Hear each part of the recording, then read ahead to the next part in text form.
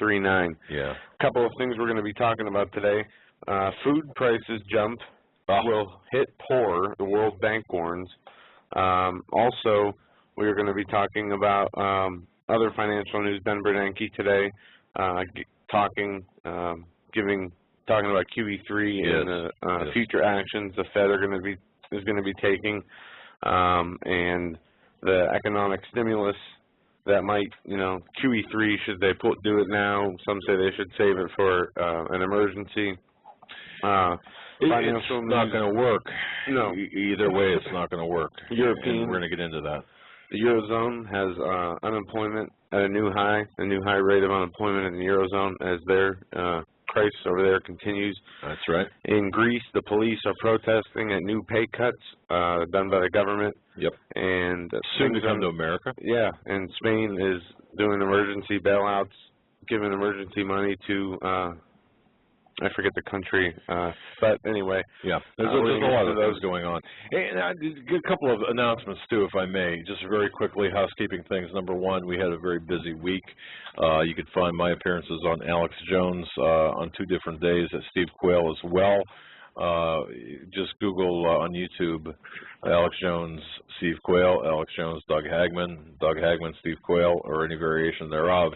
Multiple locations, and of course, if you are a Prison Planet or InfoWars member, you can find the archives there.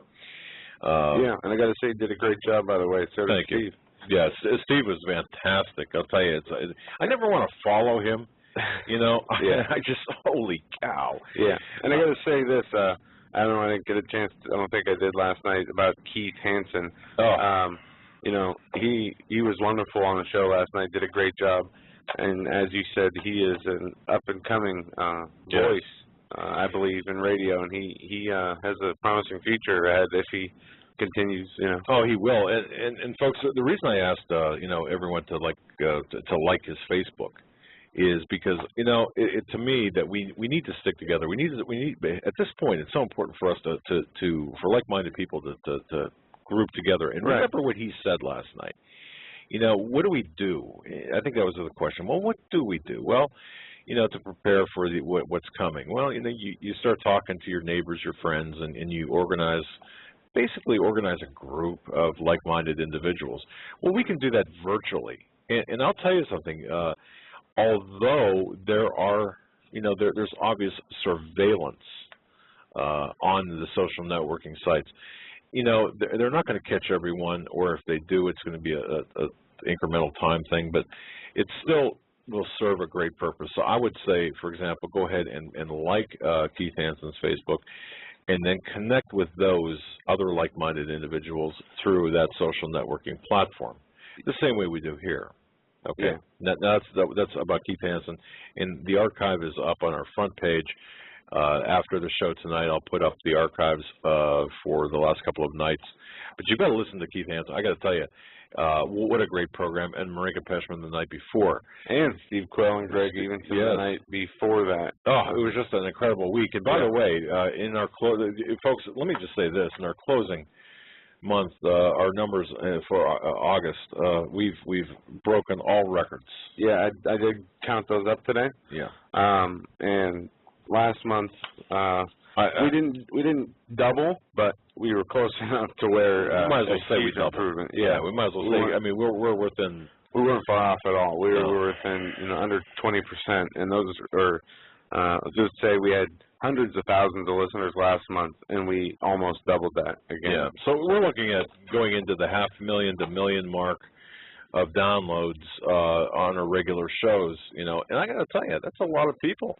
Yeah, I'm absolutely amazed and shocked at the level of people we reach, and I really want to thank everybody who helps spread the word about the show, who interacts with the show, who supports the show. And the contributors to the show, again, I'm working on trying to personally thank each and every one of you, whether it's $2 or $20 or whatever, that you've sent.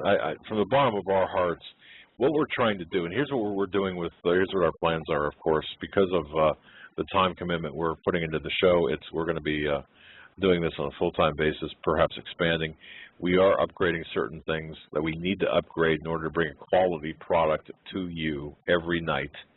And we're also thinking about expanding into like a longer showtime, instead from 2 to 3 hours. We're considering that. Yeah, I think we're gonna have to do that. I think so too. And with your help, as we discussed, as probably Tuesday, we're not gonna have a show Labor Day unless something comes up.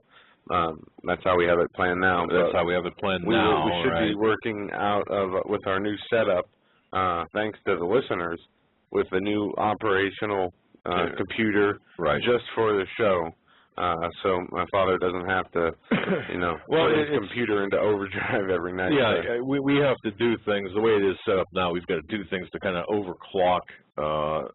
It's a technical thing, but the bottom line is this. Yeah, again, we're trying to bring you the best quality news and analysis show available on the internet. We're not trying to, we're not in a race with anybody, we're just trying to really bring you the best we know how to bring at this point. We're trying to be good stewards with not only the financial contributions we do receive, which we again thank you from the bottom of our heart. Right, people have no idea how much that helps, and I cannot put into words even how much we appreciate it. Even like $100, an extra $1, even $1. Yeah, I'm going to tell you something.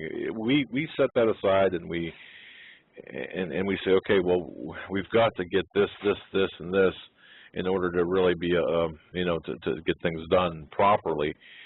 And that's what we're doing, and we're being not only good stewards with money, but good stewards, I believe, with the information and time. That we're just trying to bring the truth to you. That's all we're trying to do. We're trying to bring the truth through the prism of the Christian mindset of the Bible, of God's Word. And not too many people are out there are talking about things like that, and that's what we want to do. And one more thing about the financial contributions we receive to the show, it also helps other people in need when we can. We receive donations, we share those with people who are in need, or we tithe with those as well. So that's probably the better word. We do tithe to the extent that we pay it forward kind of thing. If we know somebody is about to lose their house, and Steve Quell has taught me this personally.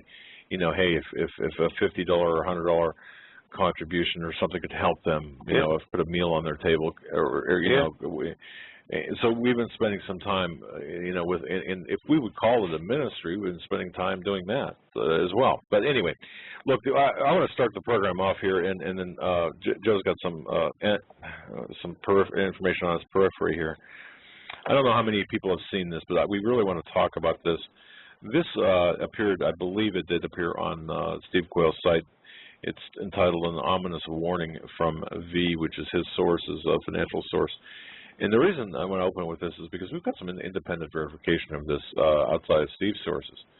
And it has to do with the financial health of you and me and everybody in this country right now, and what's coming down the pike.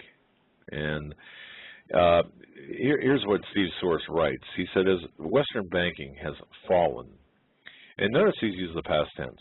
Anyway, as Western banking has fallen and the continued sinking of the Anglo-American financial slave system is being played out in what I call plebeian theater, with characters the likes of Soros and Rothschild begin to make public declarations of the fall of a currency, meaning the euro, that they have months ago moved out of, I thought it was prudent for me to outlay the post-collapse world that many of you will emerge, in which many of you will emerge. Now think about this, okay? Now we're talking about a post-apocalyptic, this is after the financial collapse. So what's it going to look like? Well, first and foremost, cash is going to be dead. The new means of exchange will be all digital. And we can see this now edging forward with our ATM cards and things like that. As I write this, the framework and outlays are already in place that will have all digital transfers / transactions occurring on the highest speed data networks. Now that's already in place. This will be supported by a new smart chipped credit card and debit cards, as well as smartphones that many of you are fond of. Now, folks, think about this. If you've got a smartphone, you can scan barcodes. You do a lot of things with those, you know. So you can also pay bill. I mean, You can pretty much do anything on a smartphone now that you can on a basic laptop. You can you can even get Skype on your cell phone, like you said, pay bills. Yeah. You know, you can do all your online banking. It is really incredible the amount of technology. And even back when cell phones first started coming out, you told me, you know, there's more memory on the cell phone than there was on the first rocket that went to the moon, or the rocket that went to the moon.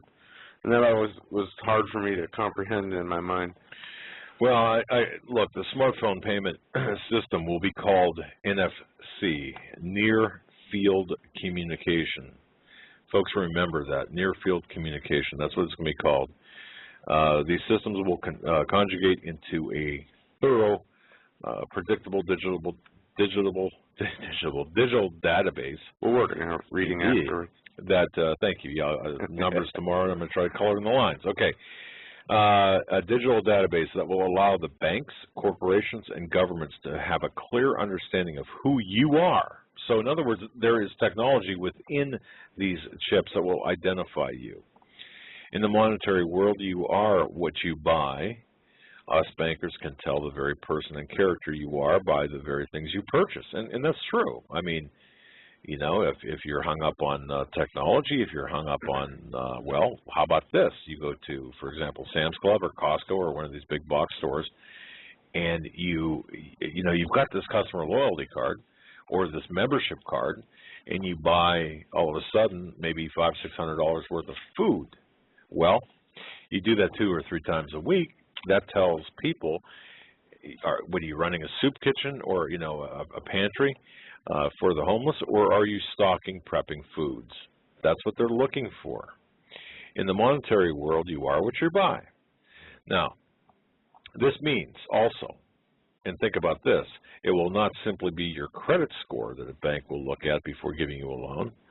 Not that anyone right now should be out getting loans. I understand the reality of the world, but hey, how about a character score in addition to the credit score? Wow, jeez, character score. Just to see if you're an enemy of the state. And again, this is so important because now we're seeing, you know, we're seeing the full-blown MIAC / you know, domestic terrorism coming into play here. Like Bush said on September 11th, 2001, if you are not with us, you are against us. It's that mentality. Well, it is, you know, in that respect, I completely agree with you. And they're doing their best to make everyone against them, and it's us against them or them against us mentality. Now, so there, you know, there's going to be a responsibility quotient built into these to see if you're a frivolous spender. The smart card NFC system will coincide with the internet identification that we are working on as well. So just think about that.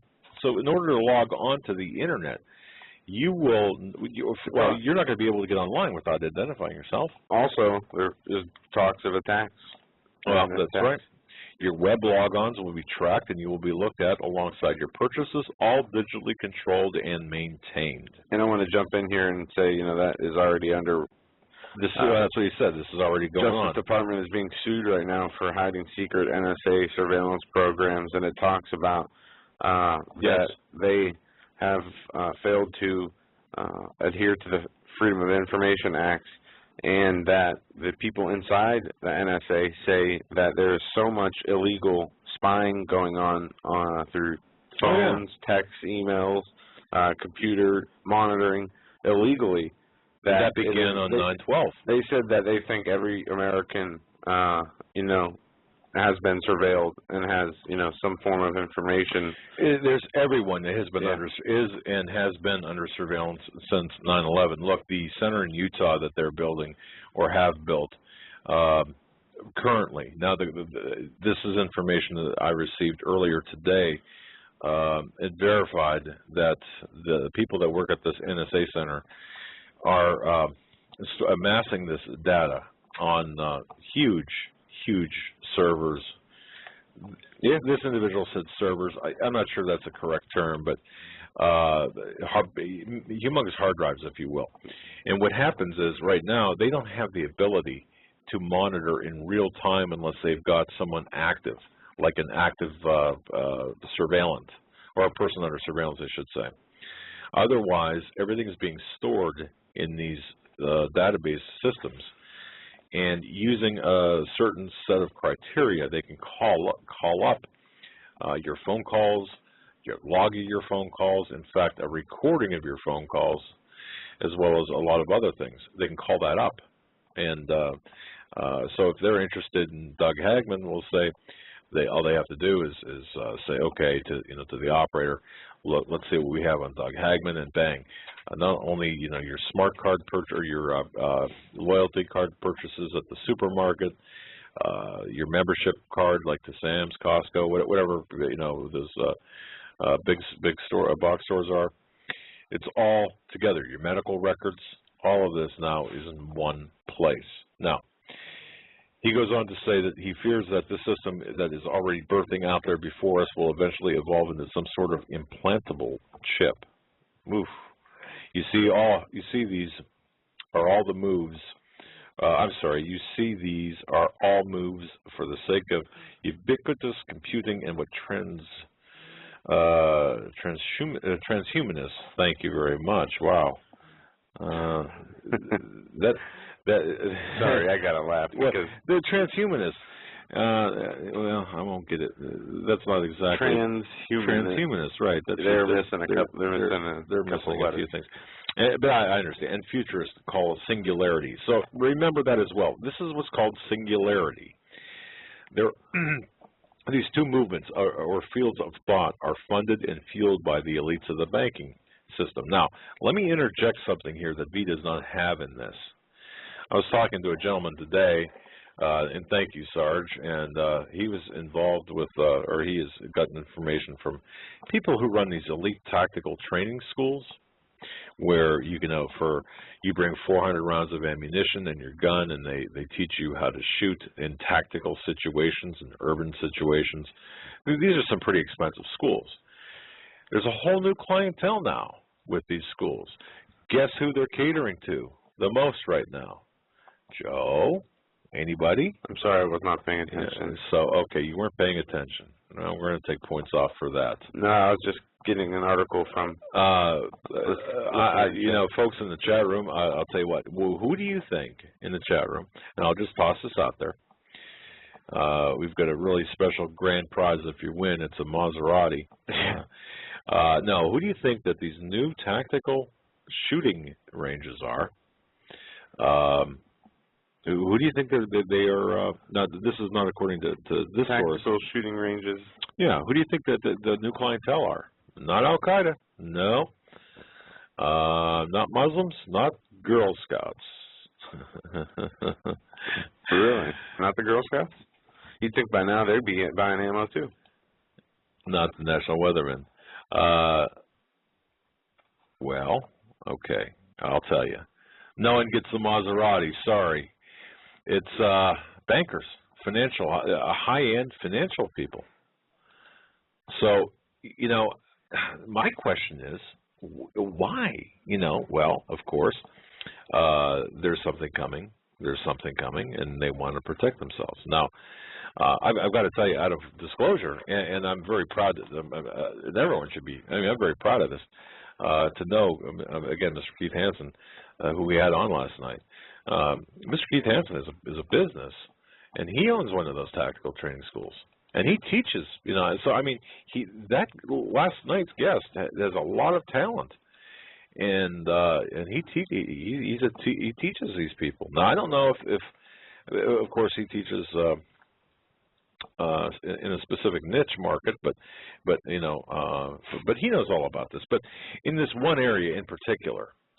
And this is an area in a state near us where there's a really big population of high-end bankers, I guess, for lack of a better term.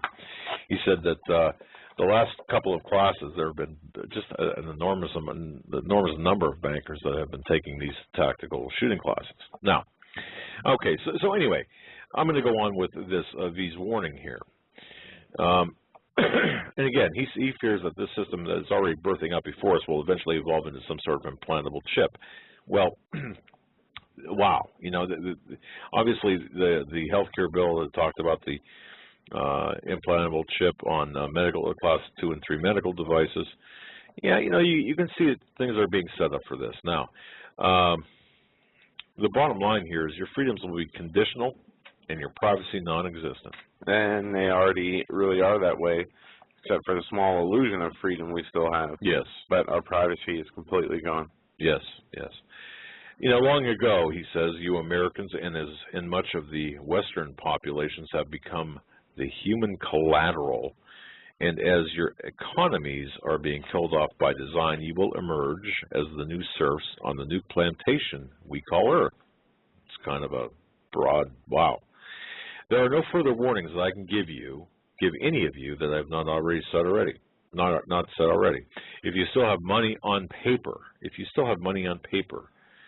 then you are a fool of fools. Now, I'm not exactly sure what that means, having money on paper. Well, look, a lot of people who are thinking ahead of the collapse, if there's going to be a collapse, basically, in their mind, they say it's, like us, it is inevitable, unless something drastic changes. Oh, I think, it's a matter of when, not if.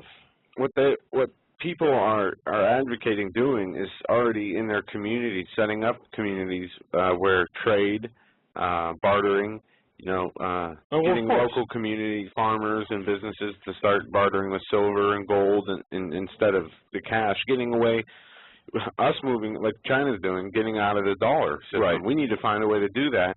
If we can find a way to do that before this economic collapse comes, and we might be able to save lots of lives in places where this is set up, because this would help, curb some of the uneasiness, unrest, the worry about where you're going to get food. If you have these barter systems and the people who have the resources to do this already set up and on board with it. When I get finished with this, I want to move in very briefly into an email I received from a listener, and this blew my socks off when I read this, because you talk about someone who knows and who has lived through something like this. The information I got from this email was just absolutely terrifying to me. But anyway, again, so my question is, if you still have money on paper, then you are a fool of fools. I'm not exactly sure what that means. I don't think he means paper money. I think he means like a 401k or I don't know. Savings in a bank with your cash instead of through food and metal resources. Well, yeah, but I do suppose, that look, I can't. No, I'm not going to speculate on this. But anyway, let me continue this. If you are still sitting around wondering the if and not preparing for the when, then you are a bigger fool. What more signs can you seek? How many more signs do you need? The accounts are being swept. Metals are being suppressed, even at $1,650 plus, referring to gold, of course. War is in the air. Your country is about to declare martial law. Many of the elites have left or have emergency relocation plans already activated, and that's been confirmed by numerous sources. I myself am hunkered down. Prepare. If you have read my alerts from the beginning, you will see a clear progression of events that is playing out right before your eyes. You will see the handwriting on the wall that Steve Quayle, at stevequayle.com, has been warning you about for years. Now I'm warning you too. Yeah, I want to just let you know, a side note, Keith Hansen is in the chat room. Keith, God bless you, my friend. Yeah, hello, and thank you for a great show last night. Absolutely. I'll tell you what, man. I got more, in fact, I got a phone call today who said, I heard that show, and I want to have that man on the air just because he's just so knowledgeable. Keith, I didn't get a chance to call you, but I'm not going to say on there who it was, but we'll talk later. All right. But that leads me into this email real quick, and then you can get into some of this stuff here. But this kind of buttresses what this warning was about. But this is an email from a listener. I'm getting Skype notification. Oh, okay. I didn't know all these. I'm getting. While you're doing that, I'm going to read this. Getting into this population control. There's actually two articles. One is on population control. The other is on what you were talking about, the martial law. I mentioned this headline the other day, and the Russian expert predicts martial law. Obama will declare martial law in America by the end of 2012. Now, excuse me. Starting with population control, this gets into Obamacare, covering free permanent pregnancy prevention for all, including children.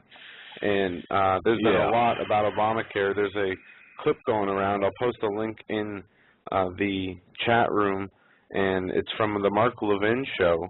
And I sent this to you earlier. I read that, yeah. Did you hear it? Yeah, it was a neurosurgeon who was driving. This is back from November of last year, neurosurgeon returning back from a conference who are saying that anyone over 70 years old who has a stroke or any type of hemorrhage or occlusion in the brain, they are going to just offer comfort care rather than intervention. Right.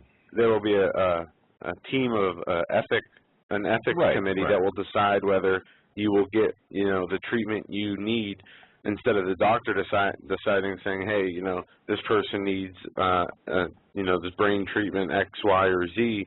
These ethics committees are going to say, well, we can save the money, just, give them some Tylenol. Yeah, and send them home. But as this brain surgeon, said, you're not going to find anyone at 2 o'clock in the morning after somebody gets rolled into the emergency room to convene any group of people to convene to offer their to approve some intervention. And by the time they do, it's going to be too late anyway. So Sarah Palin was correct when she was talking about death panels. Right, and we talked about that. And it's they're taking the decisions away from the doctors, putting them in the hands of people who, for all we know, are working with the population control agenda, probably are, and people, even younger people. We could do a whole show on the ills of Obamacare, what that's going to cause. You just look at the other models of socialist health care, like in Europe, for example. It doesn't even. Look, it's going to be a nightmare. Yeah. Just look at the DMV. I mean, come on. Yeah. Although those are state-run, but still, that's government. Look at what's going on. And they continue with this population control push through the Bill and Melinda Gates Foundation. We covered that, the afterbirth abortions that they want to do by defining a person being, becoming a person as being sometime after birth, 3 years old. How about 15th trimester abortions? What do you think about those? Yeah. Huh? Yeah. Because they say the eugenicists say these afterbirth abortions are needed because babies are parasitic, forget the term they use, parasitic burden on society is what it was. But people are up in arms about the contraceptive coverage mandate. Some are now just beginning to realize that the free coverage extends to sterilization for women, including female children. Sterilization is a procedure where a woman of childbearing age, usually as young as 12, can have surgery to permanently alter their reproductive system so they can never become pregnant. Folks, can you look? It's a lifelong form of birth control. Yeah, let's be honest. I mean, 10 years ago, 15 years ago, 20 years ago, can you imagine? I mean, was there anything that was this even on your mind? Could you even? Could you imagine this? And with this, and with the afterbirth abortions, the doctors who put the presentation together stated that society should not only enable mothers, but should also force mothers who are in hard times economically, who have a baby, to get rid of the baby because it is a burden to them financially. Yeah. Should force them to kill their baby. Well, it's incredible. I mean, it really is. But before we go into that, this is a person, and this kind of has some of that element in there as well.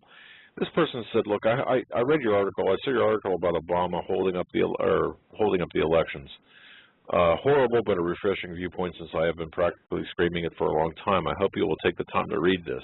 Now, this is an email from a listener as well as a reader, and it struck me. And I'm not going to read the whole email because it's quite lengthy, but I just want to cover a couple of different points, and I just want to read the initial paragraph. This is from Ellie, and thank you, Ellie. she says, due to the recent presidential orders Obama has signed and the fact that for some reason Mitt Romney told the Republican House members to pass a bill that would allow presidential orders to bypass the House and Senate and be put into effect in the case of martial law, I'm concerned that Obama intends to cause situations that would allow the declaration of a state of emergency and martial law before the election. Now, I've been convinced for a pretty long time that this is his plan, and frankly, there's nothing that was going to stop him. Now, unless the military steps in. She writes, he's not even a U.S. citizen, but our elected representatives seem to be ignoring that truth, which causes me to doubt either their intelligence or their integrity. How about their intentions? That's my opinion there. They are playing politics with our lives. They cannot out-legislate him. He ignores what he wants to ignore. He is a Hitler. He is Hitler all over again. I am including a letter I have sent to many people. I am a nobody. No, Ellie, you are a somebody. We're all somebody. Yes, important somebody. And thank you. You know who you are for talking for our long conversation yesterday. Thank you. Anyway, no, thank you, Angie. Okay. Anyway, I am okay. One of my ancestors, and this is what really got to me here. And folks, listen carefully to this. One of my ancestors was prisoner number 38, Wilhelm Aug, who was in the group of the first 50 political prisoners that Hitler had placed in the very first concentration camp. Obama has followed in Hitler's footsteps and is now in a position to take control over this nation. If no one stops him, please read the following. Please, I beg you to read the following. This is, I'm sorry, it wasn't from Ellie, it was from Norma Aug Dowling. Okay, now, I'm not going to read the whole thing, but I want to tell you something. Anyone who can say that their ancestor, was prisoner number 38 with the first concentration camp, I mean, come on. Yeah. And so, hey, Rachel Maddow. Okay. Hey, Rachel Maddow. Hey, Chrissy Tingle Matthews. Hey, Ed Schultz. Listen to people like this. Not get off your script. And yeah, I want to sidetrack a little. We'll come back right to this, but I heard a good audio clip from Rush Limbaugh today. I almost uploaded it for everybody so we could play it here, but it talks about how now MSNBC is so desperate as the mouthpiece for the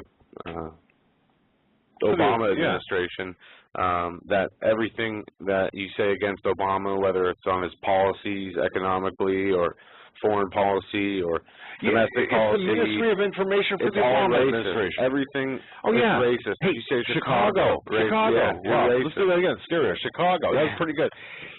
See, that's the thing. I mean, that's how desperate they are. They have nothing left. I mean, if you're voting for Romney, they say it's because you're voting for or you're a racist and you're voting for him because he's white, he looks white or whatever. It's just the most ridiculous thing I've ever heard. No, what is these people are not offering of Chicago or what? These people are not offering legitimate or even reasonable arguments or debates to their audience, and the worst part about it is the audience believes it, listens to it, and regurgitates it out at their job or picnics, or people, you're at a family reunion and you have somebody starts a political discussion, and if the person says something bad about Obama and you get attacked like you just said, you just blaspheme the name of God. At the kids' table. Yeah, I mean, they treat him like he's the Messiah or something, and if you talk bad about him, you should be shunned by humanity. Well, people like that, they're the ones that need to be shunned by humanity until they learn the lesson that Obama is a mass murderer and just following along the satanic globalist agenda, just as Mitt Romney, I think, will, but that's another time. Yeah. But go ahead. Yeah, just very quickly, because this is quite a lengthy email from Norma Dowling, and I want to thank her for sending this in. It says, to whom, this is an open letter, to whom it may concern. I'm sure that you know that the press conference by Sheriff Arpaio, Sheriff Joe, revealed about the absolutely forged birth certificate. If Obama was able to produce proof that he was even a U.S. citizen, he would have done so long ago. Okay, let's see. Obama has followed the, and of course, I'm skipping portions here for time purposes. Obama has followed the pattern very closely that Hitler used very successfully to take control over Germany. Except Obama is moving much quicker than Hitler was able to. Now, don't forget, this is a person whose family member lived during. It lived in it was under the Hitler was in the Hitler concentration camps. Many laws that are already enforced, such as Obamacare, have hidden deep within their numerous declarations laws that will help Obama to annihilate pretty much anyone he wants to.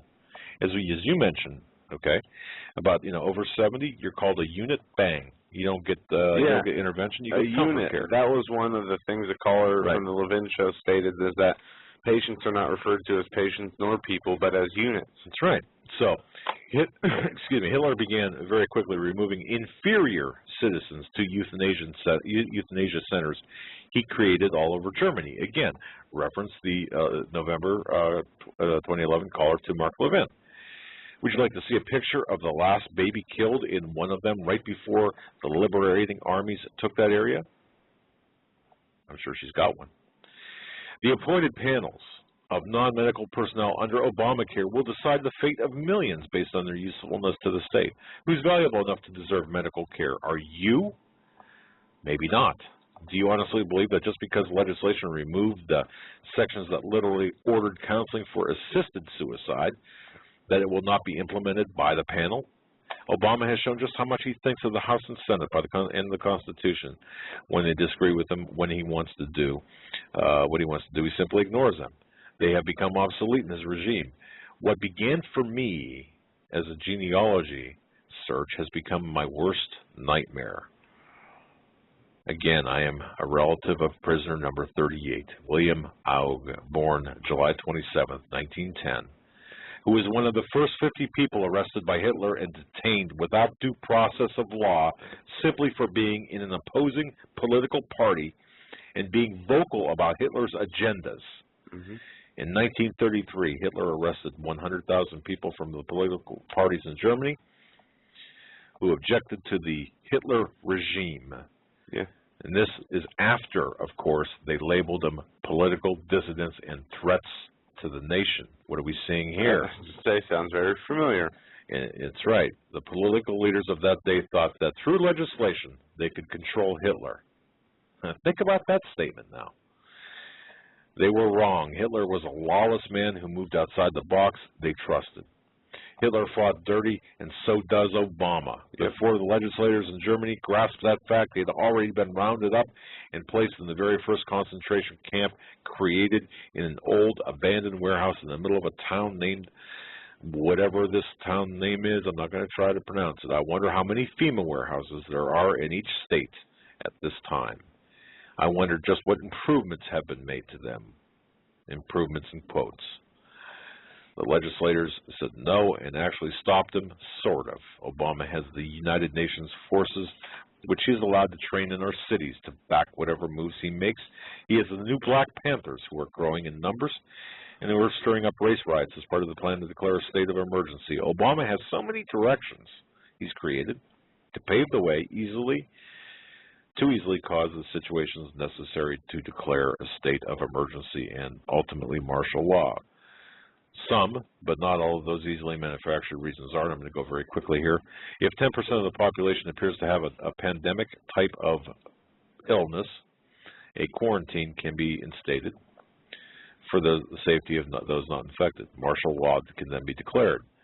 They don't have to prove it's a pandemic type of flu to do so. The head of the CDC only needs to suspect a possible outbreak. I found this out when a CDC nurse in St. Augustine suspected that 10% of the people in one of our nursing homes had the flu. Well, hey, you know what they did? They locked it down, only allowing workers in and out. They refused, that's the CDC, refused to allow any family to enter the facility to check on their family members who resided there. I wrote to a news show in Jacksonville and asked them to check it out. Shortly thereafter, the doors suddenly opened, and guess what? The test showed there had been no flu. If martial law is declared, the first step Obama will order is the removal of personal firearms to, quote, protect the public, just like Hitler did. One more thing, and this buttresses with the first story. Another possible valid reason to declare a state of emergency is if the dollar goes into a steep decline and the bank doors are closed, much like in the Great Depression. Well, this can be declared by the appointed Obama, head of finance, when those on the dole and those on food stamps and ordinary working people get faced with the demise of the dollar, which has been orchestrated to occur soon when whoever has the power pulls the plug. There will be undoubtedly rioting, panic, all this in the public sector. The answer? Well, protect the citizens. Martial law, the removal of personal firearms from the public. Yep. And lastly, and I think this is important as well, martial law, which another valid excuse for declaring a state of emergency in martial law would be allow the wiggle room in the present NDAA law to allow for the arrest and detainment of U.S. citizens without charges for an indefinite period of time, totally removing their rights as citizens. Again, just like Hitler did. Questions? Ask prisoner number 38. And the state of Virginia has obviously was obviously concerned enough to drop and quickly vote on a bill by a margin of 36-1 to refuse to obey any part of the NDAA law. And there are another 2 pages here, but folks, you get the idea. Yeah.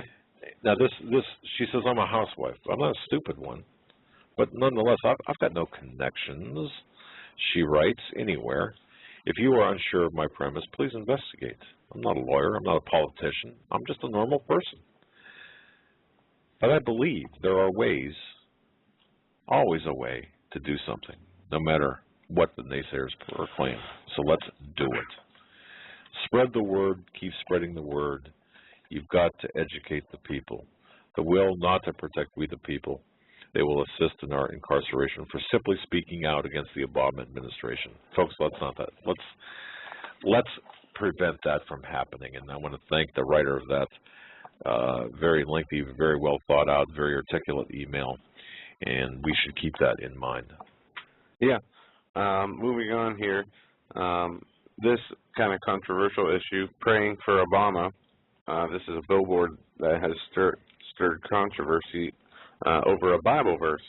And yeah, isn't that something? In Victoria, Texas, the Secret Service is looking into a sign posted there. The sign says, "Pray for Obama," and the scripture quoted below the words is raising eyebrows. Psalms 109, verse 8. And Mr. Milton Neischt Jr., who has lived in Victoria since 1961, said he didn't intend for people to pick up on hateful wishes of death and pain surrounding the tiny verse, but some say it's hateful and inappropriate. Well, here it is, the Bible being hate speech now. Well, listen, I mean, it's not hate speech at all. Well, it's hateful, isn't it now? No. What it says, I think, is let his time be short and him be removed from office. Or here, it's not in the article. I thought it was. Here, I have it right here. Psalms 109, verse 8. That's right. That's right. Which reads as follows, and it is very short. Let his days be few, and let another take his office.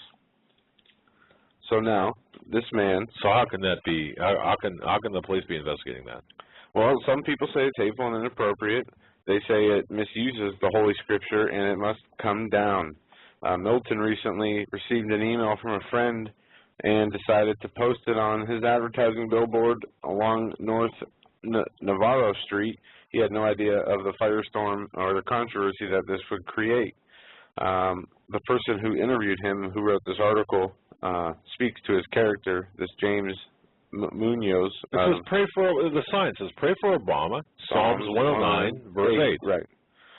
And he asked him, what does it mean? You know, what do you want, what do you want people to get out of it? And this Milton says exactly what it says. Hope he's gone soon and somebody different takes his place. And what's wrong with that? The code enforcement of the city of Victoria says they don't review content of signs. They said that they would only get involved if the sign affected traffic. But anyway, they're taking the sign down. He's taking the sign down because he has received many death threats to him and his family. And he says he wished people would act appropriately, and he in no way intended for anybody to get harmed or to be harmed. He just wants hate mail to stop, and he hopes that people will react with the same graciousness that he has reacted with and leave his family alone. That's what the interviewer and the writer of this article says. Right. That the hate mail should stop, and he wishes that people would treat this man like this man treated the reporter and treats other people, which is probably, you know. Look, anyone who would complain about that, what if, okay, now I would dare say that if there was a quote from the Quran, for example, that it would be, the sign would be controversial, however, not subjected to this hate that's behind it. And we have to protect free speech, rather, if we agree or disagree with it. I think on Monday we reported on a story about prison not allowing for Muslims to read the Quran in prison, or it was a violation of their free speech. And if we don't stick up for that, how can we complain if we're in prison and are not allowed to read our Bibles? That's right. And I don't know. I don't have to agree with it. Free speech, the greatest test of free speech is when you don't agree with the content and you find the content, objectionable. You don't agree with it. That's when you should allow. I mean, free speech has nothing to do with the content to the extent that it's not seditious or not provoking violence. Certainly, the Psalms 109, verse 8 does not do that. It's not even suggestive of that. So I think in this case, it's not only an attack on Obama, but it's an attack on Christianity, given the fact that it's from the Bible. So yeah. I believe that. A couple more emails here before we go further. I just want to really. Yeah, you were talking about reading these emails on the air today, and well, yeah. I mean. I want to hear. I want to hear them too, because I haven't had a chance to read. We've just been. I'll tell you what, ladies and gentlemen, and I want to thank each and every one of you who send in emails. I mean, I've got emails from 3 different continents here, and I don't know how many states, but it's just you guys are amazing, and thanks for all of the information. We are getting information that are allowing us to connect some dots as well. And I want to say I've received a few emails about the caller from France, the lady from France. Yes. Saying, what a wonderful caller she was and how informative. Something about, what she said resonated with a lot of people. And, they responded positively. Yeah, and she had written that email that I read, I guess it was yesterday or the day before, which I thought was just a fantastic email. You'll have to get that from the archives. A couple of things here. This is from Catherine, and Catherine has, in fact, I just got a couple of more emails from her just now. Catherine, thank you very much for sending the emails in. I'm not going to give your last name or location or anything like that, but she said this. She said, I read your story and saw you on InfoWars, the InfoWars interview you did.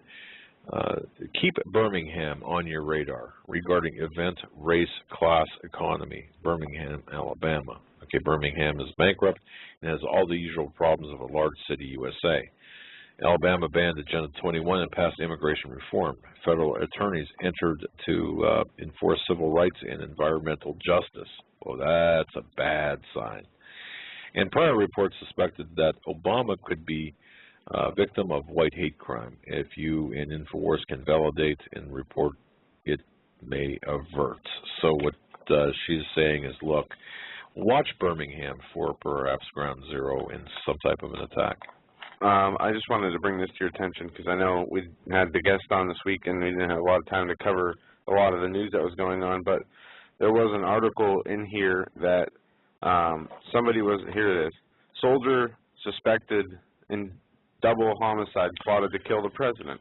Right, and nasal spray, anti-suicide nasal spray plus this.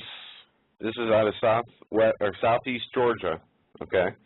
4 Army soldiers based in southeast Georgia killed a former comrade and his girlfriend to protect an anarchist militia group they formed with the intention of overthrowing the U.S. government and killing the president, prosecutors say. Now, this story is, important, I guess, if all is what they're saying in here is true, but this goes on to, we're seeing these reports, and some of I these look are at these as conditioning. Maybe they did have a militia to overthrow the government. Maybe it wasn't specific in saying they wanted to kill the president. I mean, we don't know what is propaganda and what isn't in this case, as we haven't had time to get police reports or look into it. But, this is more of the conditioning. You'll see more of this. Militias, brought in for detention over communications, talking about, killing the president. Or you'll see this propaganda. And if this continues, you continue to see threats against Obama, one man incarcerated. They're building. Kind of like how every day we see the Iran-Israel situation. There's articles about the coming war. That's the conditioning, getting us ready to know that there's going to be war. So when it does come, we're not surprised by it. No, and I received an email from someone who urged, and it might be from Catherine as well. In fact, I know it. Okay, here it is from Catherine. She said this: a new executive order today, that's the 31st day of August, just had to check that, about helping veterans active duty and families get mental care. They are amping up the game to intervene. Veterans and military must be briefed about the current events and be made aware of potential danger. Now, what I believe she's referring to is they are portraying, obviously, our veterans as potential, well, not only as having potential health or mental problems, but as potential risk to society. Let me say this: a good friend of the show, his son was in the military, lived in another state, I think it was Utah, moving back to the state of New York, has 6 guns, some given to him by family, some military guns, and he had to have them taken from him when he moved back, and he had to get new permits, state permits for New York for each gun, and they confiscated his guns, and they'll give them back to him once he is issued a permit.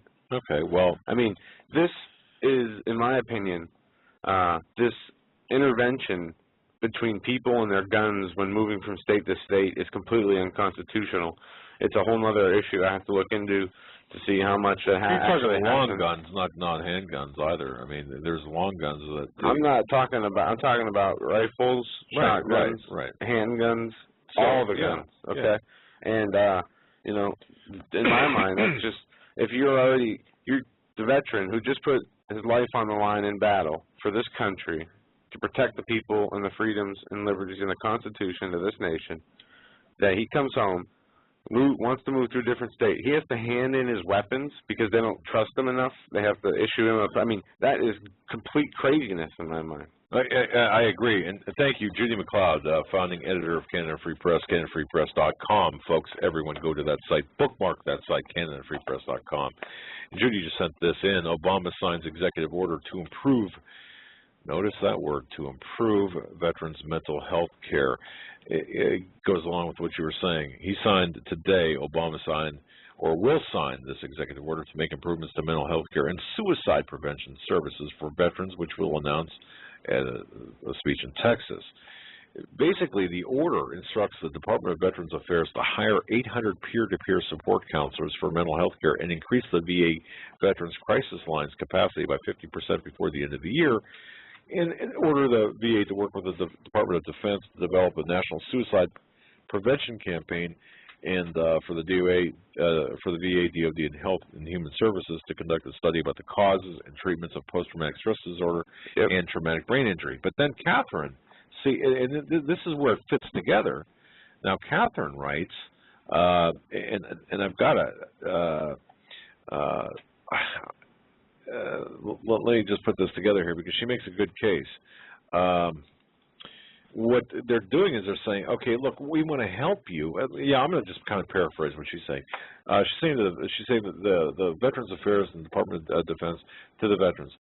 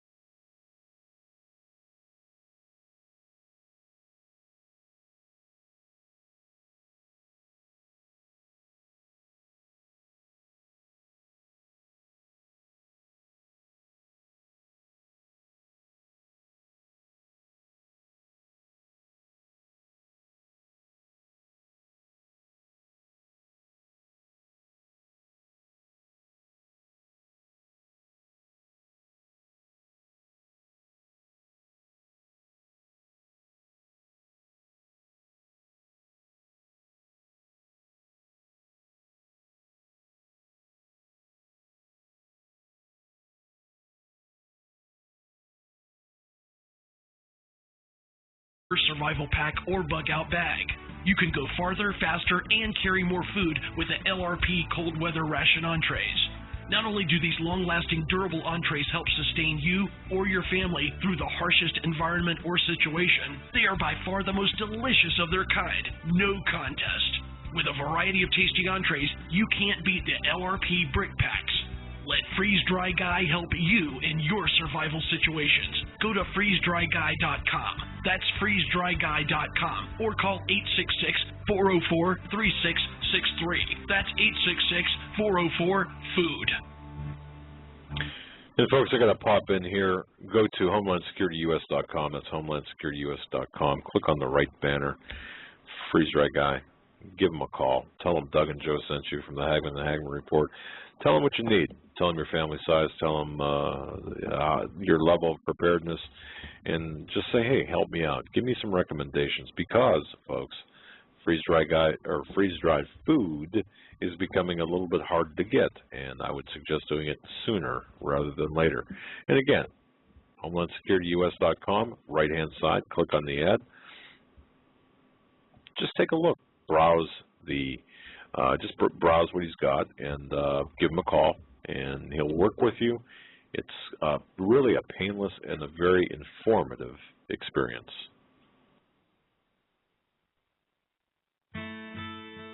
You better wake up fast and listen to this, America. The Obama campaign has launched attack squads disguised as truth teams dedicated to intimidating and silencing all political dissent carried over the internet that criticizes the Marxist Obama.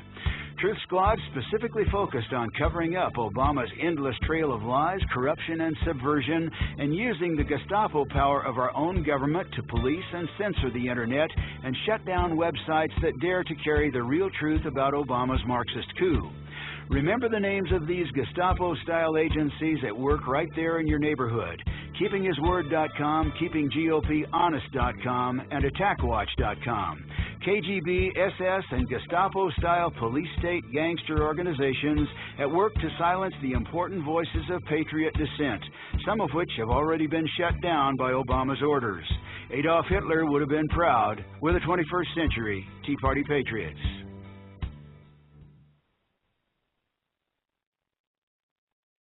If you are stumped, you don't know what kind of gift to give to a friend or a loved one, I'm telling you, you must go to 4physics.com. That's the numeral 4, PHYSICS.com.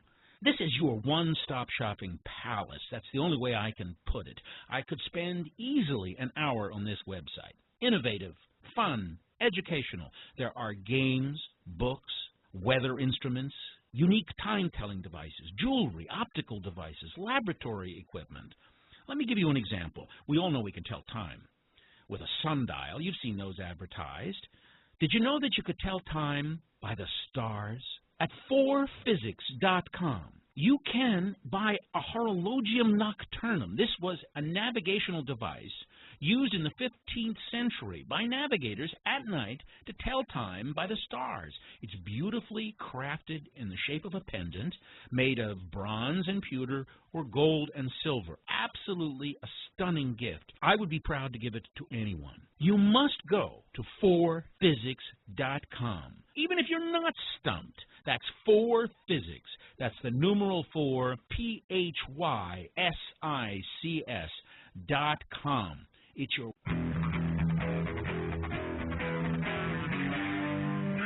Doug Hagmann. One guy that doesn't need a bullhorn to get your attention. You want answers. I want the truth. You can't handle the truth.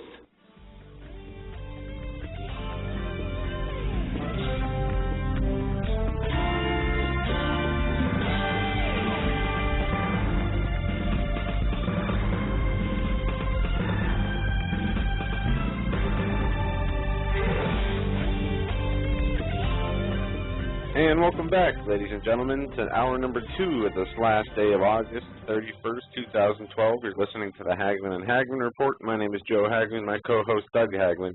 Together, we are the premier father and son radio show on the Internet, found on Blog Talk Radio, also live streaming video at Homeland Security US 1.tk. That's right. With that, before we go to Vernon, I just want to cover this one story. U.S. drone strike kills 8 suspected militants in Yemen. And this article goes on to say, I mean, we constantly talk about the drone strikes, the illegal wars that are carried on, the multiple countries that are being droned by the president. And they say that it was not possible to verify the details by Washington for them to verify the details of who was killed in these drone strikes, but they say that the attacks have been stepped up by the unmanned aircraft, especially this year, and in a statement issued by a southern Yemen cleric, they said that one of their priests or clerics were killed in the drone strikes and had no ties to Al-Qaeda whatsoever, and they say this is hard to confirm because it's in a remote area of Yemen, but this just is continuing to show the use of murder and violence, unprovoked violence by our government unlawfully. But with that, we're going to go to Vernon. Vernon, you're on the line with the Hagmann and Hagmann Report. Gentlemen, God bless. How's everyone doing? Excellent. How are you? I'm doing good. I'm doing good. I just was listening to you, and as always, we make mention of Hitler in comparison to Obama. But can we take a little trip back into time, gentlemen? I'm with you. Got your time machine all warmed up there, do you? Yeah, I have it all warmed up. Okay, because when we talk about Hitler, who funded Hitler? Well, the Western banks, actually, Prescott Bush being one of them. Thank you. Thank you. You said it right there. But the Bushes have been in play ever since then. Yeah. Okay. Operation Paperclip. Right. Okay. That's not the only one, though. Okay. We could talk about Hitler. We could talk about what's his name? And I should Stalin, Mao. And I was in question. I was in question about Chairman Mao. I was in question about him. Okay, but we can also talk about Ho Chi Minh. Yes. All right. We can talk about the Marcos. All right, the one out of Nicaragua. Odinga. Yeah. Yeah. Okay. Yeah. Yeah. You know, America, wake up. Is there some kind of scenario that, you know, it fits right there? Every time we call somebody a tyrant, America done trained them. We done, our tax dollar fed them. Okay? We put them in power. Didn't we do that with Saddam Hussein? Yes, we did, and we did that in Operation. What was the name of the operation, Vernon? I don't know the operation. No, I'm not talking. Iran in '53. I don't know. But you know what I'm talking about, right? But I don't know the name. Yeah, I can't remember either. But yes, you're 100% right, man. Every last one that we call a tyrant, they came, they were trained, they was educated. Okay, by American tax dollar, every last one. All right, and now today, even Morsi was what? Trained in the United States. Oh yeah, he went to school here. Yeah. Okay, every last one. The tyrants and the militants. Okay. Terrorists. So now we have to stop and think. You know, what are we doing wrong? Well, where do you start? That's a great question, Vernon, and I wouldn't say so much the regular listeners of this show, or the shows like Pastor Begley and other people, the people who are doing things. I'd say the American people who care about sports or TV or their own lustful desires more so than the well-being of our nation and the people of this earth. Right. Right. So you know, Vernon, what do you make of that, though? I mean, look, are we? Boy. The bottom line, Doug, is everything was pre-planned long before you and I both put together were born. Yeah. The elitists have an agenda. Yes, they do. They are bent on the destruction. I remember the one president that we had who tried to warn the American people.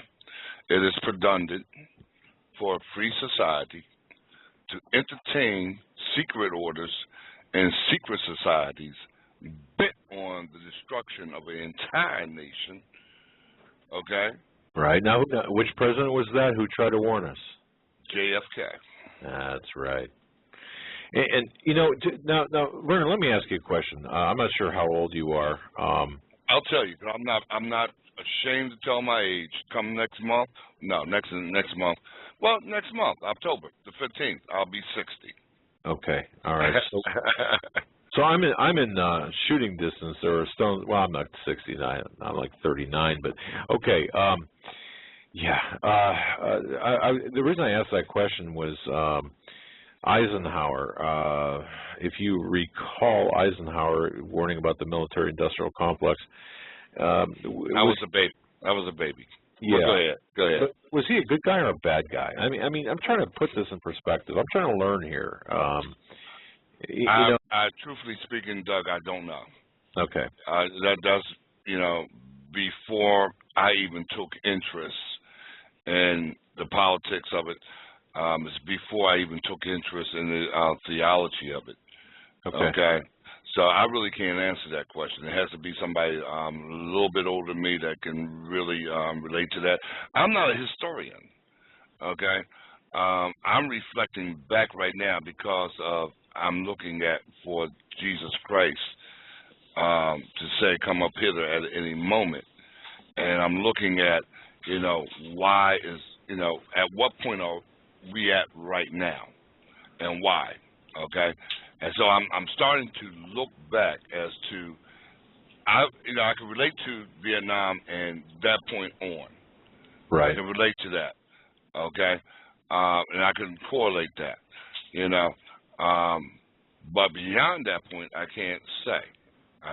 I'm not qualified to say. Well, we can study it, but Yeah. just as you did, you know, in identifying Prescott Bush and the Bush family, and of course Henry Ford.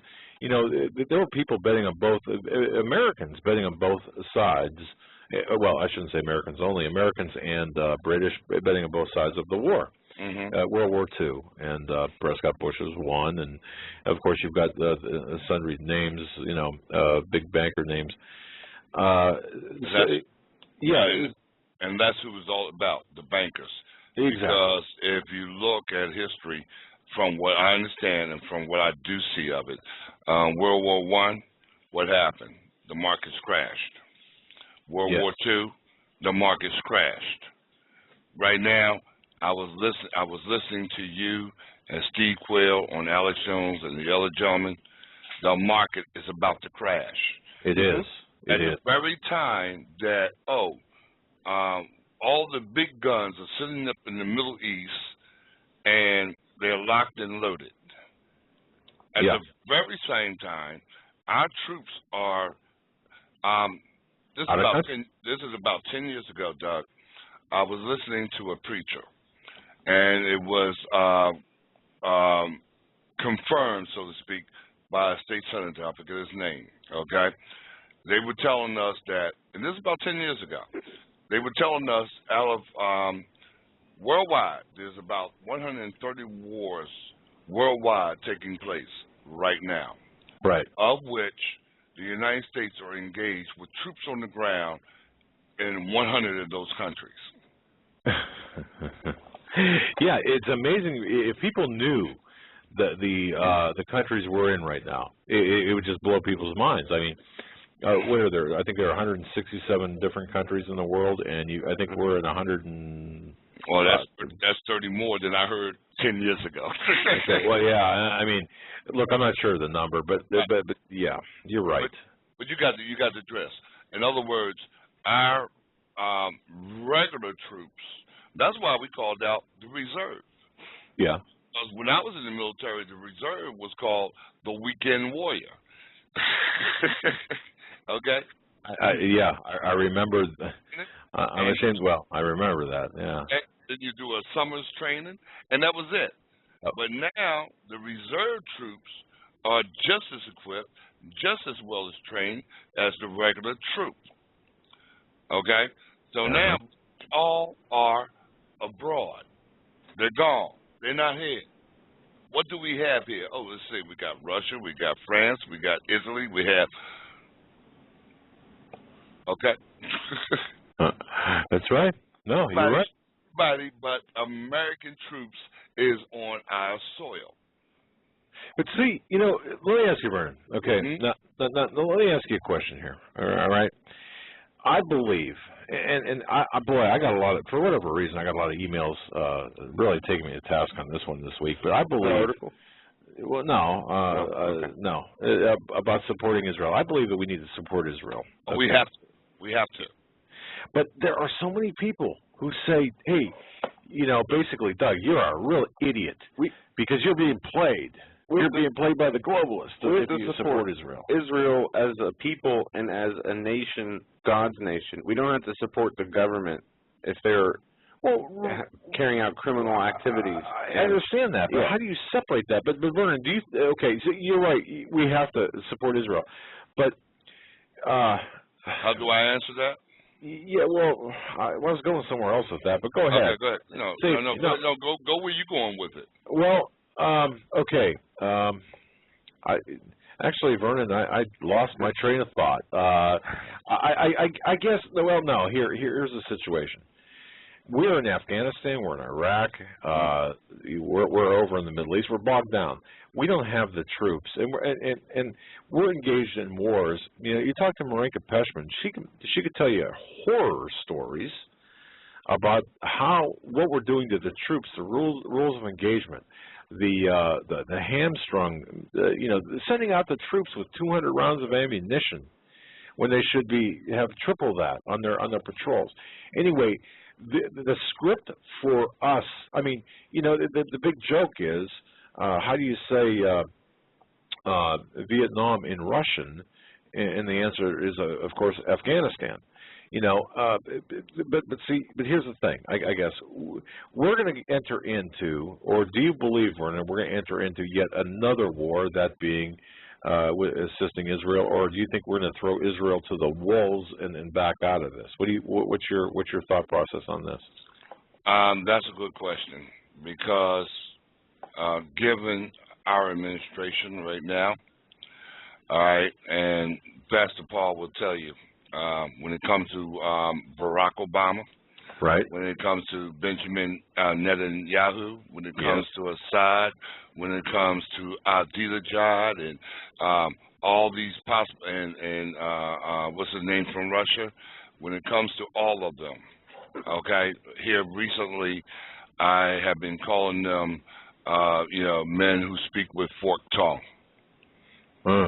Okay, and I wrote to Pastor Paul one day, and I said that, and Pastor Paul responded to me, and I was reading his response, and the Lord said, they are speaking with the tongue of the serpent. Who's they? All the men of the earth. Okay. Well, all the leaders of the world. Because at 1 minute, understand something. 1 minute we have Benjamin Netanyahu. Right. It tells the United States, tells the President of the United States, this is a few months ago, told the President of the United States, look, we're only going to give you a 12-hour notice before we strike Iran. That's right. Now we're being told by Benjamin Netanyahu, you have up until October, I think it is, the 25th, or September the 25th, before we strike. Well, Vernon, I don't know whether you heard this. I don't know whether you heard this. This is coming out today.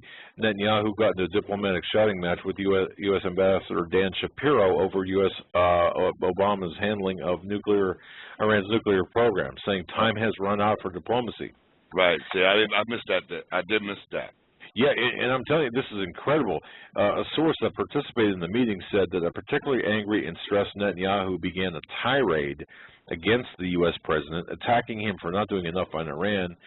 Instead of pushing Iran in an effective way, Obama and his people are pushing us, meaning Israel, not to attack the nuclear facilities. And Netanyahu uncharacteristically went ballistic. Right. And said, look, time's run out, and basically told Dan Shapiro, the U.S. The ambassador, to like Clint Eastwood in his thing yesterday, said, go, make my day. and go, yourself, okay? So that's the newest set of information now. Well, here's what God has to say. I'm still in control. That's right. That's right. I don't care what the men of the earth have to say. It's my time clock that you have to go by. Amen. Okay? Amen. And here's the message to the saints. Fear not. Okay? At one point in time, men's heart are going to fail them for fear of the things that is yet to come upon the earth. But for the saints, if you put all your faith and all your trust and all your love in the Lord Jesus Christ, and I did a video, okay, I'm worried about nothing. I think David said it best. Yea, though I walk through the valley of the shadow of death, I shall fear no evil. Right on. The Lord is with me. Right okay? on. So regardless of what the rulers of the world are saying, I'm not focused on that. I'm focused on one thing. What thus saith the Lord Jesus Christ and the Father. Amen. I mean, that's the only person we need to be following and worrying about what he thinks of us and worrying about, what he wants for us. He's the only decision maker we need in our lives. I get what's the saying, that we make plans and God laughs. Yeah. Yes.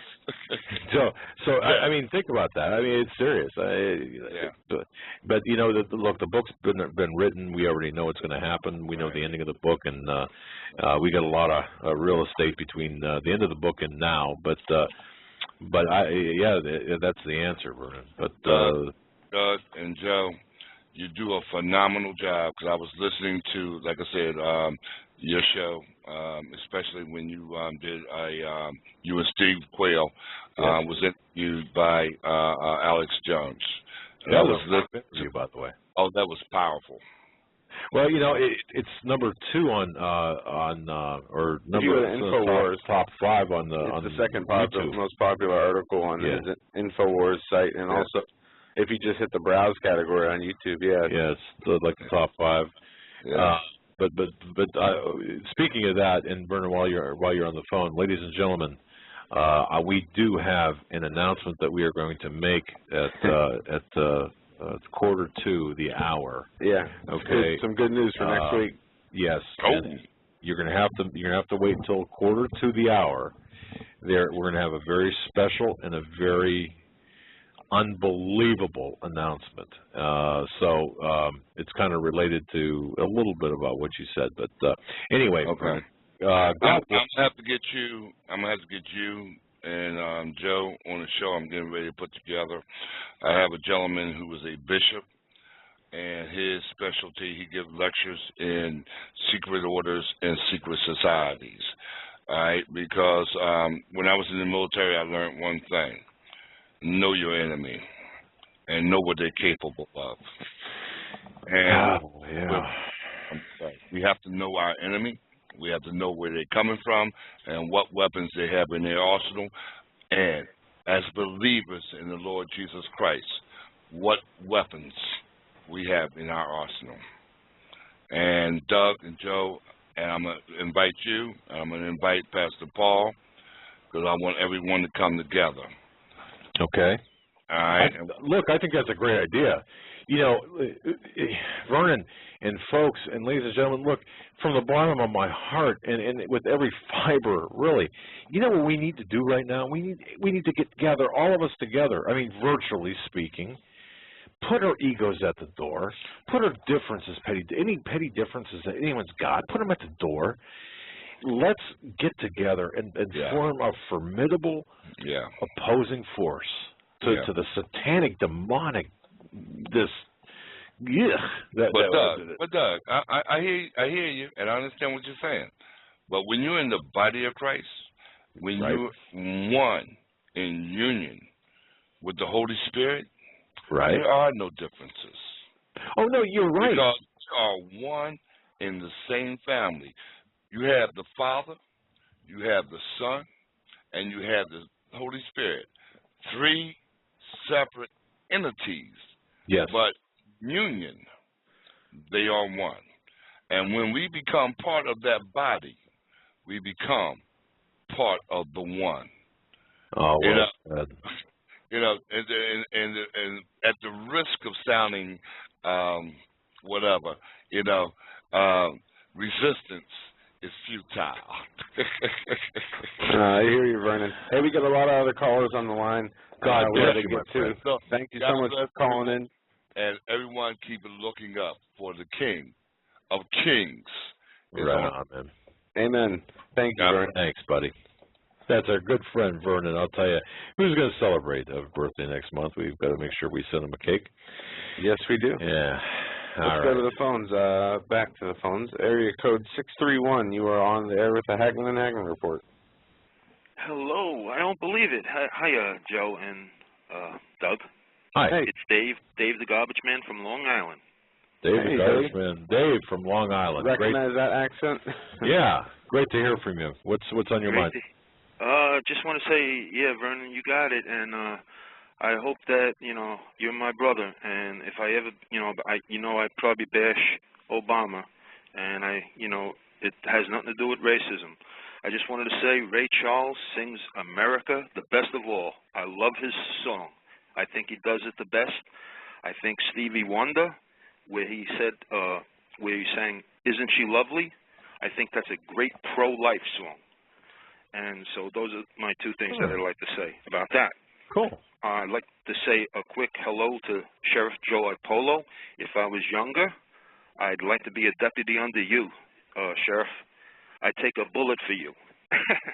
Wow. And, And I just want to say, Hussein Obama, how come you never did an investigation on those 22 Navy SEALs that were put on one fat Chinook helicopter?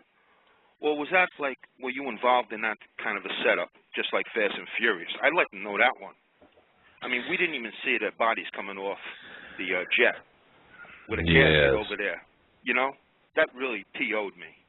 And, did you see? You know, did you see the report that the Navy SEAL wrote a book about that contradicts the report about the government's how they say that Obama was carried out. Right. They say Obama. Now this new book by a Navy SEAL says Obama, or Osama bin Laden. It's an easy mistake to make. Was dead or killed himself before the SEALs entered the room, and now the Pentagon is going to sue this Navy SEAL for writing this book. Look, you know what? I don't know if I don't know what the real story is there, but I do know that it's not the official narrative. Well, their whole thing is do as I say, don't do what I do. Come on, these guys are more corrupt than Al Capone. They go after Al Capone. They make Al Capone look like a choir boy. You know, I mean, you know, unbelievable. I just want to say this also. I just want to say, you know, I'm 60 years old. I'm a little older than Vern. Next time he comes on, I'd like to know, was he on the lottery or was he drafted? No, he couldn't have been drafted. He was either on the lottery or he volunteered. I'd like to know that from him when he comes back on. Okay. But I'm 60 years old. I'm a little older than him. And I'm hurting, suffering financially and physically. So I really don't care what they do. But they're not going to take me alive, I don't think. Well, I'm just saying that. Yeah, if it comes down to it, I think a lot of people are going to stand their ground, and like I always say, like hell, I'm going to die on my knees. I'm going to die on my feet, and you know, you're going to have your work cut out for you, you know, taking me out if I have anything to say about it. You know, maybe not, maybe I won't, but I will not bow to you or die on my knees. And I think a lot of people will agree with me on that. And you know, and you know what? I hope it never comes to that. I really hope it never comes to that. I hope that. Yeah. Well, you know what? They could do me a favor and take me out in the way and send me to my Lord, because I'm really hurting physically and everything like that, Doug. So, and financially, and well, so I know, you know. But anyway, I just wanted that's my own thing. I just wanted to also say, if there's any active military listening overseas, please, guys, we suffer here knowing that you guys are killing yourselves. There's been 35 suicides. Please, guys, don't do it. Don't do it. If you got to do something when you're cleaning your gun, your rifle, your pistol, shoot your toe. Take your toe off and get out. All right? Better to lose a toe than to lose your soul into hell. We're suffering here, too, knowing what you guys are going through over there. We're carrying the cross here. Please, guys, don't do it. Don't kill yourselves. All right? My heart goes out to you guys. I love you guys. I could be your father. I'd love to see you all. I'd love to hug you all, but I can't. And I just want to say this. Freak you, Obama, I'd like to know why you became a Christian. I'd like to, you know, how, well, I'm saying this. I think you're making a leap there, but okay. I don't think he became a Christian. Well, I'd like to know what made him become. And I know I'm only sarcastic about this. I don't believe he's a Christian. I'm trying to say what I'm getting a little mixed up here, but I just want to say, how the heck can anybody follow Mohammed, a guy that got it on with a 9-year-old girl? Well, this yeah, guy was a pervert prophet. And you know, I'm Dave the Garbage Man from Long Island. Mohammed was a pervert prophet. How the heck could he have a relationship with a 9-year-old girl? Wow, man, he scored big getting a 9-year-old in bed. Well, wow, I think it's been historically corrected that she was 13 when he actually consummated the marriage. No, and it's biblical. Really? It's biblical in nature. Nine got married at 9. However, 13 was the consummation. Yeah, Muhammad. Again, you know. And I want to take this back to a biblical verse I reference frequently is 2 Timothy chapter 4. And it says, for a time will come when they will not endure sound doctrine, but after their own lust shall they heap to themselves teachers having itching ears, And anybody who wants an eternity with 72 virgins, and that's their goal, to have that eternity, instead of having a eternity of love and righteousness, having the goal of being able to procreate with virgins. It's just the whole fundamental, that belief is so wrong morally. I don't understand that. Well, yeah, their visions of heaven, how that is in any way morally right. It's just very questionable. Listen, being I'm on the phone here with everybody, and I can't go in the chat because I don't know how to do all that, but I can see what people are saying. I can make a move down to go south. I was thinking of Texas or Florida, or staying in New York with all these Democrats, Schumer and Bloomberg. I love Texas with that governor down there. I think he's really a good governor, and I do like the Republicans down in maybe in Florida. Maybe some people I could look at the chat after I hang up. Not yet, please, but give you a little opinion about what where you think maybe I should be. Not that I'm afraid, but just that I like to be with people of my own kind. You know what I mean? I think it's about time. Plus, you'd save a heck of a lot on taxes. Yeah. Being on Long Island there, it's I'll tell you, we spent 18 months. I'm in an apartment complex, and I got a deputy sheriff living 2 doors away from me, and I was at a Catholic grounds a couple of days ago, and as I was exiting, I saw another different deputy sheriff car out there. I don't know if he's on a cell phone or just whatever doing, but I know I'm getting followed around. That's my feeling, my gut feeling. Could very well be, but stay safe, and we're gonna have to let you go. We got a whole list of callers. Yes, I God bless. appreciate your I'm call. sorry I can't help you guys. I can only pray for you guys and put the precious blood of Jesus on you. I got really no money. Hey, that's help. That is all the help we need. Dave, God bless America, and God bless the troops. God bless the troops. Yeah, and look, Dave, I'm a little concerned about you. Send me an email. Let me know about your situation. All right. All right, Joe. All right, buddy. Yeah.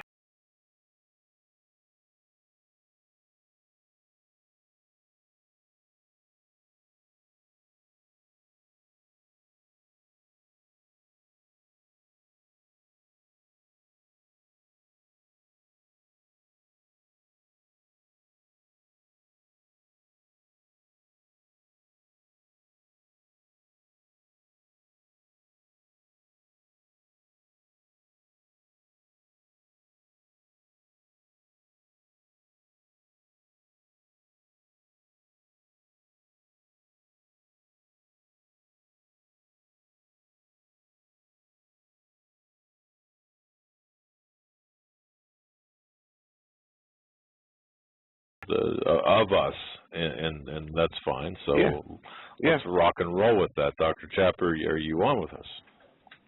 I am here. Good evening, gentlemen. Good evening. It's our understanding that you want to interrogate us. Yeah, I just thought it would be interesting for the roomies and for your fans to find out a little bit about y'all. When how did this program originate? Who came up with it first, and how did y'all go about getting it where it is now and getting it on BTR? We really don't have a clue, to be honest with you. No, here's the deal. In a nutshell, back in right after 2001, I began doing some radio with Kathleen Keating, and then from there, coast to coast, being interviewed on Coast to Coast, and then it kind of it blossomed into other shows and Orlando, huge markets across the country. And then to fast forward to, I guess, 2010 or 11, maybe last year or the year before, Joe and I had an hour show every Saturday. Was it an hour show on Saturday night? I can't remember. It was 2-hour show. Or 2 hours. Every Saturday night, 2 hours, and originally started with Judy McLeod from Canada Free Press. That's right. Yes. And for whatever reason, I don't think she felt she was good on the radio. No, I don't know what. The reason she left was, or the reason we had to switch things up was her schedule was so maddening that she was. Okay. You know, it was like just a pull on her, and she said, you know, why don't you have Joe come in? And that's, you know, okay. Yeah. And and then that was every Saturday. And we started doing that. And we didn't have a lot of listeners at all. I mean, we might have 35 to 50 people in the chat room, and we got picked up by Red State Radio. They broadcast us also. Not Red State the forum or Red State the website. Red State Talk Radio. Yeah. Right. And we really just went out on a limb. We got some, you know, really big name guests that, you know, like Richard Gage, who had a lot of, and that was around the 10th anniversary of September 11th. Talk about his organization. We had Ed Haslam. We had some people we haven't had on our new platform. Right. We had standout, a lot of different people, and the show started to grow. Oh, and let me back up too. Steve Quayle was a really instrumental individual in my life with radio. I subbed for him in his program, and frankly, I really sucked at that. Nowhere near Steve Quayle or the standard he's got now with Hawk and what have you. So anyway, but I didn't omit him on purpose. It was just a Well, we got a lot of good guests on, and one day I've always watched Pastor Begley's videos. I started watching them back when I was doing the show, and I contacted him, and we had him on the show and did a great show, and vice versa. We went on his show, then he came back on our show, and he was on LBN at the time, and we ended up being picked up on LBN starting at the beginning of this year. We left LBN in May, beginning of May, came back to Blog Talk to work out what platform we were going to continue on, and it was our best move ever, I got to tell you. And to back up a little bit here, when we were doing a Saturday show, it was just we were doing something to try to help do something more to provide people with the way we saw things, because my dad was in an interesting place, being a journalist, writing for Canada Free Press, having connections to a lot of alternative, you know, news people, and you know, that really helped. And as we both grew more interested in what was going on in our country and what was going on, especially spiritually, you know, getting put on LBN, and the pastor Begley was very instrumental in. And so was RPM and the listeners in the chat room, and you know, they followed us over here to Blog Talk, and it just, I mean, the Lord has blessed this show. I can't explain how we got here. Yeah, it's not us. It's really not us. The Lord has worked miracles with this show, because I cannot fathom so many people wanting to listen to you and me talk every day. Well, but speak for yourself. I'm just saying, you know. No, I know. To sum it up, it really was never designed for us to be radio hosts, and this is what we're doing, and we both enjoy it, and we, you know, love the audience. That's right. People we've met, and to this point now, we've just recently come to the conclusion we're going to be doing this full time, and you know, putting our faith in God for support and for because we feel that there's a need for the alternative media with the spiritual through the prism of the Bible, and so that's where we are right now. So I hope that answered your question, probably more than you wanted, but it did. And I know it has been an exciting journey for y'all. I know when we log in to BTR, it invites anybody to start a radio program, and it says free. Is the program free, or what are the expenses that y'all incur with this, Doug, Joe? Okay, the free program on BTR, what they do is they offer 1 month free programming, a 30-minute program, and that is for 1 month. Then you sign up to become a premium host. There's 3 settings of hosts, three different packages. Each package more expensive than the other, including more features than the other. Right. And so we pay. We actually pay on a monthly basis to be on the radio, and then what we do, because there are different platforms that carry our show, because we want to reach as many people as possible. There are expenses associated with that, along with the bandwidth of our website and advertising the show, and yeah. So no, it's not. This is no free ride. No. And I want to say, thanks. Sorry. It sounds like the company, they start you out at one amount, and then after a given amount of time, they jack it up a little bit for you.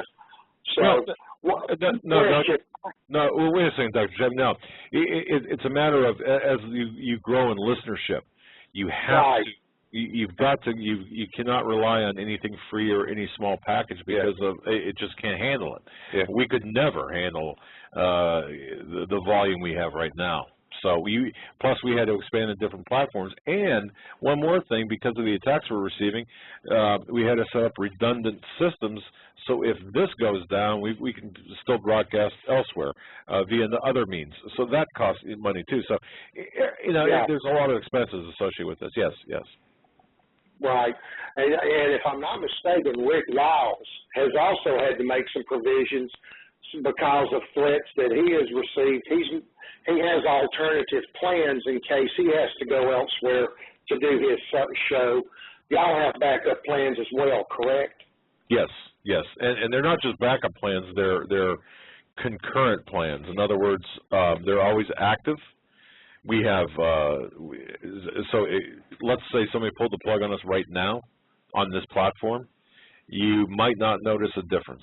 There might be a slight blip, and then bam, we're still on the air. Right. Always look to our website, HomelandSecurityUS.com, because we will always, if anything like that ever happened, we would continue, to keep you updated that. But with Cuban broadcasting our live stream video, yes, at the very least we would still do that, until we had our backup platform up and running.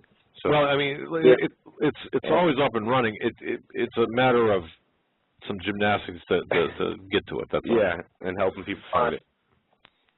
Well, there have been a couple, there have been several programs that you two have had that, man, we did not want the program to end right there. We wanted it to continue, but I know y'all weren't able to. But yet there was a time, like you were able to say, all right, in I think 2 or 3 nights, I think Steve Quayles was going to be on for 3 hours. Right. You were able to set that up. Do you have to give an advance notice in order to do that, or how does that part of it work? Yeah. We schedule the show 1 hour, 2 hours, 3 hours. So we're running 2 hours. But if we want to do 3 hours, we can do it because we have the quote premium package. Yeah, and we are going to do the 3 hour a day show. And I think we are going to move to that. In addition, since we're going to do this full time, we may have a video show. Think of like Alex Jones and Glenn Beck type operation, the way they have it, and that's where we're headed to. But like in other words, if we want to extend this right now, we couldn't do it based on because we're already locked in for a certain period of time. Right. Doug, Joe, thank you so much. I hope my roomies have enjoyed this. Thank you for the privilege of doing it, and I pray God's grace, strength, and peace, and His protection be with y'all as y'all continue to borrow from somebody else, 2 great Americans. God's grace and peace be with y'all. God bless you, man. Thank you so much, Dr. Chappie, and known in the chat as Dr. Chappie. Yes. Thank you for your interaction and your call and well, it's kind of your support. It's kind of neat to think about where we how we got to this point, because I don't know, and it's certainly not us, it's God. Right. But before we get into this, I promise an announcement at the 15-minute mark. Here's the deal, folks. Buckle up, because I just got an email from Steve Quayle. How many folks know Henry Groover? You know Henry Groover? Pretty. Actually, if you go to our video Team K9 video site, Henry Groover talked for about 3 hours, and he's just an amazing man. And you all know Steve Quayle, right? Well, you want to tell the people what's going to happen? Next Wednesday, we will have a special 3-hour program with both Henry Groover and Steve Quayle. That's right. So, next Wednesday. I mean, that's going to be a great program. That's I right. cannot wait. I mean, when I read that that Henry Gruver wants to come on with Steve on Wednesday, I just thought for a second, you know, how I just don't even want to host the show. I just want to sit back and relax and listen and That's enjoy. what we usually do when Steve comes on. We do that. We say, "Hi, Steve, how you doing?" And then we set the headphones down. We'll go about, you know, vacuum cleaning, come back, and and he's still talking. No, I'm just kidding, Steve. Gotta love you, but you know, yeah, it's so hard to like focus on everything he's saying. 'Cause I have to go back and listen to the shows again. I get so much more out of him listening to him the second time than I do when we're hosting the show the first time. Yes. But I mean, what an awesome show it's going to be. I just can't wait. And that's going to be on Wednesday. It's going to be from 9 to 12 Eastern Time. That's 9 p.m. to 12 midnight Eastern Time. Henry Gruver and Steve Quayle. Look, I'm not even sure they've ever been on together. I know they've been like in the same room and talking to crowds, but I don't think they've ever been on I could be wrong. I don't know. I'm not going to say it, but I'll tell you what. Buckle up, because it's going to be one for the record books. That's 9 to 12 p.m. Eastern Time, Wednesday, whatever date that is. And I'm excited. In fact, when Steve sent me the email here like an hour ago, he gave me the date, the day, and you know, and I typed back. I said, "Yeah, okay, you know, just tell me the day and whatever." And I looked at it, and I had to send him an email back saying, "Hey, I'm sorry that I got so excited I didn't even read your email." But yeah, it's gonna be a great show. So pass the word along, and if you have any questions, email me the questions if for Henry or for Steve. And the reason I say email me is because apparently, well, we've got to do some things with Joe's email, but he's got a HomelandSecurityUS.com address. It's just not visible on the website. Yeah, which that'll be fixed. And I told a few listeners who I talk to regularly that about that email. It's Hagmann at HomelandSecurityUS.com, but I'm having problems sending emails from that account, even though my Outlook says everything is good and well. Yeah, okay. It's the 12th of September now. I'm sorry for Henry Gruver. I'm sorry. Wow, I'm off here. That's not the 5th. It's the 12th of September. So it's a week from Wednesday. That's still good. That's still good. It's all right. Not a problem. But so the 12th of September, Henry Gruver, Steve Quayle. Yeah. So now you have a week and a half instead of half a week to spread the word. That's right. Get your questions sent to us. More time. So. Yeah. Okay. I just want to see. All right. Well, okay. That 12th versus the 5th. Steve, that was your fault. All right. I got to blame somebody. But look, folks, I'll tell you what. We're winding down the program. This is Labor Day. I don't know how many people have a long weekend. I just hope that everyone does have a safe weekend. But I'm going to tell you something. I think from now, after the end of the holidays, it's coming. It's coming. Yeah. I mean, we got to watch all of these 3-day holidays, especially now that we're getting into September. October, November election is really going to be ramping up. Now that the conventions, well, we got the Democratic National Convention starting. Watch that. Keep your eye on that. The weather really bogged down the what they expected as protesters and large groups of civil disobedience in Tampa. But we don't know what's going to happen with the DNC. That's right. I have a feeling. Now, you pulled something up here. Yeah, folks. This is something I wanted to cover today. Listen to this. Michelle Obama quotes Saul Alinsky in the campaign speech. Last night, Michelle Obama used lines from Rules for Radicals, a radical far-left book by Saul Alinsky, father of community organizing and notorious far-left radical, in her DNC convention speech. She got nailed on it. Wait. Well, she got nailed on it. No, but wait a second. We didn't have a DNC convention. In campaign speech. In her DNC convention speech. Excuse me, but we haven't had the DNC yet. Well, let me pull this up because I'd like to know where I got this from here. This was on. But look, it could have been yesterday, a year ago, or 20 days ago. I guess it was in a campaign speech, not the DNC convention. That's better. This is from August 30th.